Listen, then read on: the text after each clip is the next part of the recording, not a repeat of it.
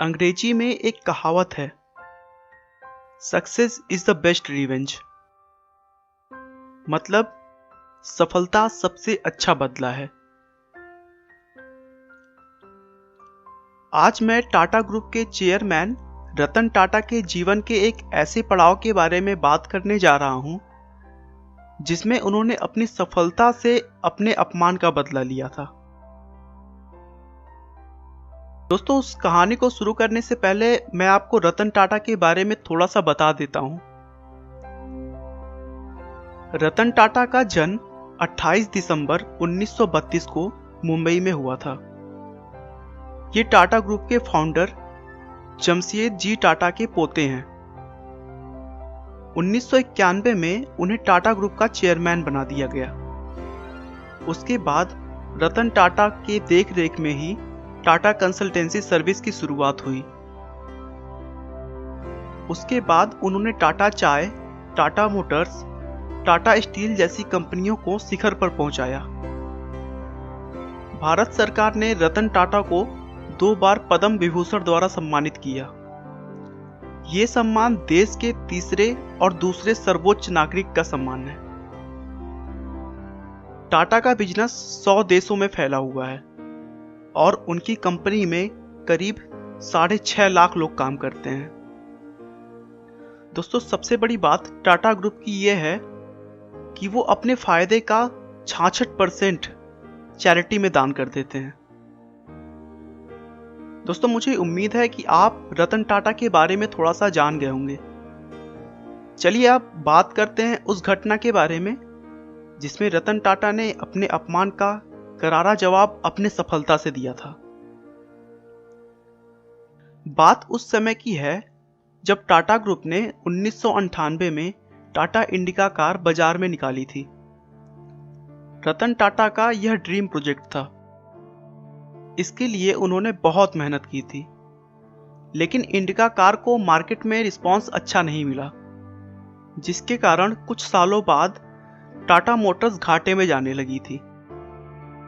Tata Motors के साझेदारों ने रतन टाटा को कार व्यापार में हुए नुकसान की पूर्ति के लिए कंपनी को बेचने का सुझाव दिया और न चाहते हुए भी रतन टाटा को अपने दिल पर पत्थर रखकर यह काम करना पड़ रहा था। वे टाटा मोटर्स के साझेदारों के साथ अपनी कंपनी बेचने का प्रस्ताव फोर्ड कंपनी के पास ले गए, जिसका हेडक्वार्टर अमेरिका में है। फोर्ड कंपनी के साथ रतन टाटा और उनके पार्टनर्स की मीटिंग करीब 3 घंटे तक चली। फोर्ड के चेयरमैन बिल फोर्ड ने रतन टाटा के साथ बहुत बदसलूकी सा व्यवहार किया और बातों ही बातों में यह कह दिया कि जब तुम्हें इस बिजनेस के बारे में कोई जानकारी नहीं है तो फिर तुमने इस कार को लॉन्च करने में इतना पैसा क्यों लगाया। हम तुम्हारी कंपनी को खरीदकर बस तुम पर एहसान कर रहे हैं। यह बात रतन टाटा को दिल पर लग गई। वह रातों रात अपने पार्टनर्स के साथ उस डील को छोड़कर वापस चले आए। बिल फोर्ड की उन बातों को रतन टाटा भुला नहीं पा रहे थे। वह उनके दिमाग में बार बार आ जा रही थी। उसके बाद रतन टाटा ने अपनी कंपनी किसी को भी ना बेचने का निर्णय किया। उन्होंने अपनी पूरी जी जान लगा दी और देखते ही देखते टाटा के कार की बिजनेस एक अच्छी खासी लय में आने लगा, जिससे उन्हें बहुत फायदा हुआ। वहीं दूसरी तरफ फोर्ड कंपनी लॉस में जा रही थी और सन 2008 के अंत तक दिवालिया होने की कगार पर थी। उस समय रतन टाटा ने फोर्ड कंपनी के सामने उनकी लग्जरी कार जगुआर और लैंड रोवर के खरीदने का प्रस्ताव रखा और बदले में फोर्ड को अच्छा खासा दाम देने के लिए कहा। चूंकि बिल फोर्ड पहले से ही जगुआर और लैंड रोवर की वजह से घाटा झेल रहे थे, उन्होंने यह प्रस्ताव खुशी खुशी स्वीकार कर लिया। बिल फोर्ड बिल्कुल उसी तरह अपने साझेदारों के साथ टाटा समूह के मुख्यालय पर पहुंचे, जैसे कभी रतन टाटा बिल फोर्ड से मिलने उनके मुख्यालय गए थे।